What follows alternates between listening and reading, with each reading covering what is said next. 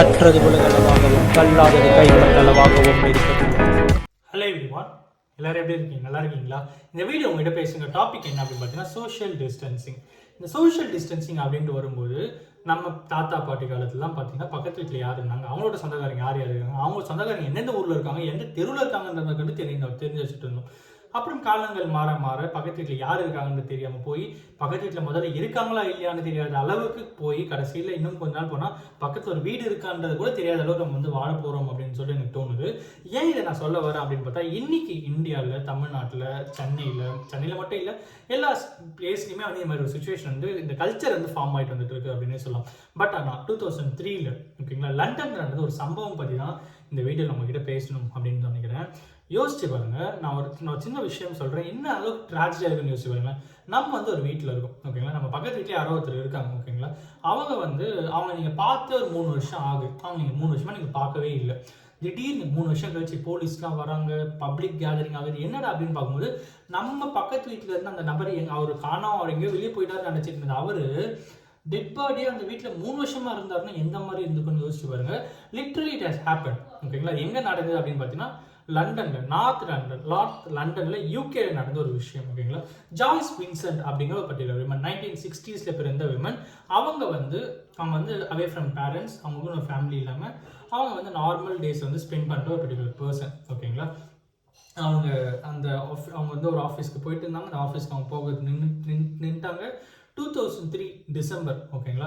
எல்லாருமே என்ன எக்ஸ்பெக்ட் பண்ணுறாங்கன்னா it should be probably happen during the Christmas period அப்படின்றாங்க. எதனாலனா அவங்களோட டெட் பாடியில் கையில் வச்சுருந்த பொருள் வந்து கிஃப்ட் ரேப் அப் பண்ணுற மாதிரி இருந்திருக்கு. ஸோ டிசம்பரில் கிறிஸ்மஸ் வரும் கரெக்டுங்களா. ஸோ டிசம்பரில் கிறிஸ்மஸில் எல்லாருக்கும் கிஃப்ட் கொடுக்கறதுக்கு பேக் பண்ணிட்டு இருந்திருக்காங்க. இட் ஹஸ் ஹேப்பன் 2003 நான் நடந்தது என்னன்னு சொல்கிறேன். 2003 அவங்க வந்து ஒரு டிவி முன்னாடி சோஃபாவில் உட்காந்து இருந்திருக்காங்க. சோஃபாவில் உட்காந்துட்டு இருந்த அவங்க வந்து கிஃப்ட் ரேப் பண்ணிகிட்டே இருந்திருக்கும்போது சடனாக ஆஸ்மாவோ கார்டியக் அரெஸ்ட் ஏதோ ஒன்று வந்து அவங்க வந்து உட்கார்ந்த பொசிஷன்லேயே அவங்க வந்து இறந்துடுறாங்க. அவங்க உயிர் அவங்கள விட்டு பிரிஞ்சிருது ஓகேங்களா. ஸோ அவங்க வந்து ஷி ஹாஸ் டெத் ஓகேங்களா, இறந்துட்டாங்க 2003 டிசம்பரில். அசம்ஷன் பேசிஸ் தான், இப்போ 3 இயர்ஸ் கன்ஃபார்ம். பட் 2003 டிசம்பர் எதனால் அதை சொல்கிறாங்கன்னா அவங்க கையில் இருந்தால் அந்த கிஃப்ட் தான், ஏன்னா கிறிஸ்மஸ் கிஃப்ட் மாதிரி இருக்குது.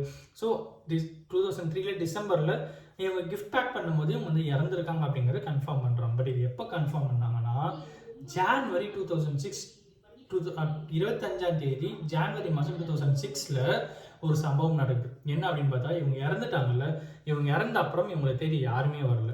இவங்க இறந்த அப்புறம் 3 வருஷமா அந்த அப்பார்ட்மெண்ட்ல இருந்த டிவி வந்து ரன்னிங்லேயே இருந்திருக்கு. டிவி வந்து ஆஃபே ஆகலை. ஏன் டிவி ஆஃப் ஆகலாம்? அதுதான் ஆட்டோ டெபிட் சார்ஜஸ். ஆட்டோ டெபிட்ல பேமெண்ட் போயிட்டு இருந்திருக்கு. இபிக்கு ஆட்டோ டெபிட் பேமெண்ட், ரெண்ட்டுக்கு ஆட்டோ டெபிட் பேமெண்ட், எல்லாத்தையுமே ஆட்டோ டெபிட் பேமெண்ட்ஸ் எல்லாமே ஆட்டோ டெபிட் பேமெண்ட்ஸ். அவங்க வீட்லேயே மட்டும் வந்திருக்காங்க. மன்னிக்கணும், இவங்க வீட்டில் இல்லை, இவங்களோட உடல் மட்டும் வீட்டில் இருந்திருக்கு. ஏன்னா இறந்துட்டாங்க. 3 வருஷமா உடல் மட்டும் வீட்டில் இருந்திருக்கு. உட்கார்ந்த பொசிஷன்லேயே கையில் கிஃப்ட் ராப்போட ஒரு இறந்தவங்களோட சடலம் ஒன்று வந்து ஒரு வீட்டில் இருந்திருக்கு, அந்த அப்பார்ட்மெண்ட்டில் இருந்திருக்கு ஓகேங்களா. ரெண்ட்டுக்கு வந்து அதான் ப்ராப்பராக ரெண்ட் வந்தது அப்படின்னு சொல்லி யாரும் கேட்காம, அந்த பர்டிகுலர் பில்டிங்கோட ஓனர் வந்து கேட்காம இருக்காரு. அதுக்கப்புறம் வந்து இபிக்கும் வந்து கரண்ட் எல்லாம் ஆட்டோ டெபிட் தானே இருக்குது, கரண்ட்டும் கரெக்டாக இருந்துகிட்டே இருந்திருக்கு. டிவி வந்து கண்டினியூஸாக 3 இயர்ஸ் ஓடிட்டு இருந்திருக்கு அப்படின்ற மாதிரி சொல்லப்படுது. டிவி வந்து ஓடிட்டே இருந்திருக்கு ஓகேங்களா.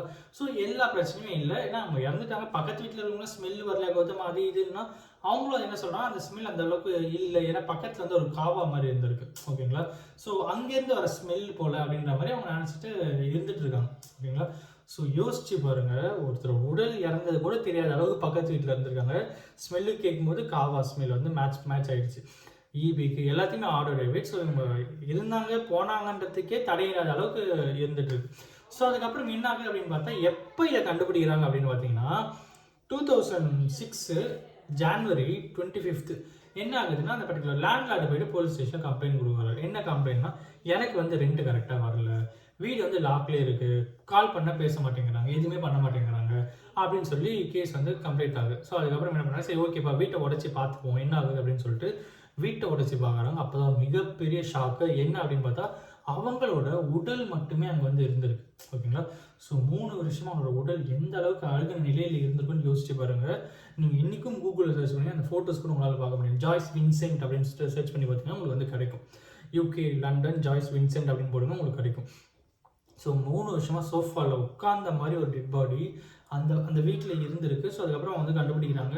அப்புறம் அது எல்லாம் அனலைஸ் பண்ணி பார்க்கும்போது டிசம்பர் 2001க்கு முன்னாடி இருக்கும் அவங்க இருந்ததுக்கான ட்ரேஸ் இருந்திருக்கு. ஸோ அதுக்கப்புறம் இல்லை. ஸோ ப்ராபப்ளி அந்த பீரியட் தான் வந்து இறந்துருக்கணும் அப்படிங்கிறதையும் அவங்க வந்து கண்டுபிடிச்சி அதுக்கப்புறம் வந்து மற்ற ப்ரொசீஜர்ஸில் அவங்க பக்கம் நடந்தது. யோசிச்சு பாருங்கள், சோஷியல் டிஸ்டன்சிங் எந்த அளவுக்கு வந்து நம்ம வந்திருக்கோம் அப்படின்னு சொல்லிட்டு.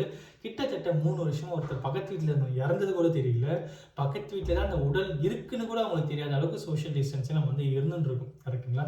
ஆட்டோ டெபிட்ஸ் எல்லாத்துக்குமே ஆட்டோ டெபிட், சார்ஜஸ்க்கு, ரெண்ட்டுக்கு, ஏபிக்கு, மொபைலுக்கு, அப்புறம் வந்து இஎம்ஐக்கு எல்லாத்துக்குமே ஆட்டோ டெபிட். ஸோ நம்மளை வந்து கண்டுக்கவே போகிறதில்ல. நம்ம போகிறோமா, சம்பாதிக்கிறோமா, வந்தோமா, இருந்தோமா, போனோமான்ற கதையிலேயே நம்ம வந்து போயிட்டு இருக்கோம் அப்படிங்கிறது வந்து ரொம்ப ரொம்ப கஷ்டமாக இருக்குது. ஸோ இன்றைக்கி இதை நம்மகிட்ட பேசணும் அப்படின்னு நினச்சேன். எல்லாத்தையும் மேலே நம்ம பக்கத்து வீட்டில் இருக்கிறவங்க, எதிர் வீட்டில் இருக்கிறவங்க நம்ம பேசி பழகுங்க. பேசலனாலும் ஒன்றும் ஆகிடுப்போம், பழக தான் ஒன்றும் ஆகிட்டு போகுது, வாய்க்கா தகராறு ஒன்று வரப்போகுது. கரெக்டுங்களா? ஸோ பேசி பழகினா தான் அவங்களுக்குள்ள இருக்கிற ஃபீலிங்ஸ் என்ன, அவங்களுக்குள்ள ஒரு நோய்கள் என்னென்ன இருக்குது, அந்த மாதிரிலாம் தெரியும் போது நம்ம அந்த ஃப்ரெண்ட்லி ரிலேஷன்ஷிப் மெயின்டைன் ஆகும்போது தான் அந்த பாண்ட் வந்து கிரியேட் ஆகும். ப்ளஸ் நம்ம ஃபேமிலி எப்படியோ அதே மாதிரி தான் நம்ம நெய்பர்ஸ். ஓகேங்களா? ஸோ அவங்ககிட்டயும் நம்ம எந்த அளவுக்கு க்ளோஸாக இருக்கும் அப்படிங்கிறது ரொம்ப ரொம்ப முக்கியமான ஒரு விஷயம். இந்த சோஷியல் டிஸ்டன்சிங்னால இன்றைக்கி வந்து ஒரு உயிர் வந்து உயிர் இறந்ததும் மேபி சோஷியல் டிஸ்டன்சிங் இல்லாமல் 2 பேர் ஒன்றா இருந்தாங்கன்னா, விச் மீன்ஸ் ஒரு ஃப்ரெண்ட்லி ரிலேஷன்ஷிப்பில் இருந்தாங்கன்னா காண்டாக்ட் பண்ண ட்ரை பண்ணியிருக்கலாம். காண்டாக்ட் பண்ண முடியாமல் ஹாஸ்பிட்டல் அப்படியே இறந்து போய் ஃபோன் பில் எல்லாமே வந்து 3 வருஷம் கழிச்சு அந்த உடல் அந்த வீட்டில் கண்டுபிடிச்ச ஒரு மொமெண்ட் இருக்குல்ல, இட் இஸ் லிட்ரலி ட்ராஜடி. இன்றைக்கி இதை தான் அவங்ககிட்ட ஷேர் பண்ணணும் அப்படின்னு நினச்சேன். நம்ம மனசு விட்டு ஒருத்தர்கிட்ட பேசினா மட்டும் தான் நோயும் போகும். நோய் வந்தாலும் 4 பேருக்கு தெரியவும் செய்யும் அப்படிங்கிறத இந்த வீடியோ உங்ககிட்ட நான் பேசணும் அப்படின்னு நினச்சேன். இந்த வீடியோ நான் ஒருத்தருக்கு நாலேஜ் இருக்குன்னு சொல்லி நான் நம்புகிறேன். Thank you so much.